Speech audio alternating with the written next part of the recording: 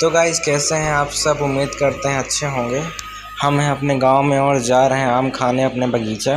तो अब हम आ चुके हैं खेतों में, जो कि गेहूं के कटाई के बाद खाली पड़े हैं। हमें यहाँ पे एक मंदिर मिलती है, हम दर्शन करते हैं और फिर आम के पेड़ के पास आ जाते हैं। हम आम को तोड़ने के लिए ऊपर चढ़ते हैं और अपने लिए आम तोड़ लेते हैं। जैसा कि आप देख सकते हैं कि हमने इतने सारे आम तोड़ लिए हैं। अब हम घर जाएंगे और नमक लगा के खाएंगे।